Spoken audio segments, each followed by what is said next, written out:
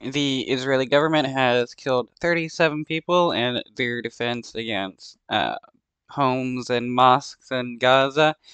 The Israeli government uh, did an airstrike against a bunch of people sheltering in houses in a mosque, killing, again, 37 people. Locals digging through the rubble of a residential building in Deir al-Balah. It was leveled by an Israeli airstrike. In all, 3 residential buildings and a mosque were hit. Palestinian medical sources say more than 30 people were killed, including women and children. So, is the Israeli government able to, like, prove that these people were Hamas, which would justify them doing an strike, or are they just going to use Hamas on October 7th as their excuse to commit any war crimes that they want? On Monday, more displaced Palestinians were on the move. This material was released by the Palestinian Red Crescent Society and shows families leaving the Al Amal hospital in Khan Yunis to head further south as the fighting gets ever closer.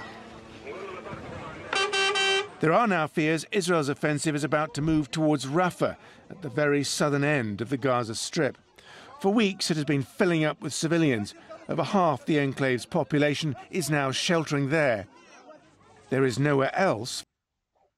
More than likely, yeah, that's where the Israeli government is going to end up. They've been basically marching from one side to the other, just killing as many people as they can and bombing as many buildings as they can.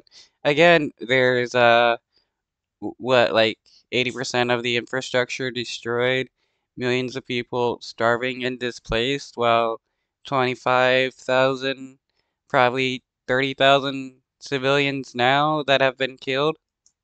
For civilians to shelter.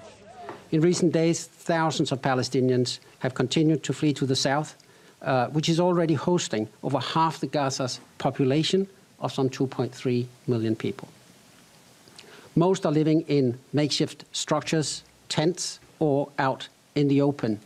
Rafah is a pressure cooker of despair, and we fear for what comes next. If these people decided to start defending themselves against the Israeli government, they would honestly be justified defending themselves, and it would be legit self-defense because the Israeli government is killing innocent civilians. Some aid trucks crossed from Egypt on Monday, but nowhere near enough to satisfy demand. At this feeding station in Rafah, there is rice and lentils, but little else. Those living off it hear talk of a ceasefire and hope it will allow them to go home and for life to improve. These people are starving, barely getting any food, while the Israeli government and their officials are living fat and happy, eating whatever they want, and they're being helped by the United States. We live every day hoping for a ceasefire, but there is neither a return nor a ceasefire. Every day is worse than the day before. Our children need things that we cannot secure for them, like we did before. No place in... And what happened to the right wing in the United States that claim to care about the lives of children?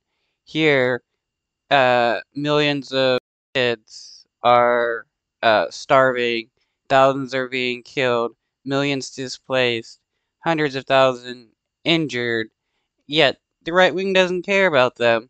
So that's something interesting in my opinion.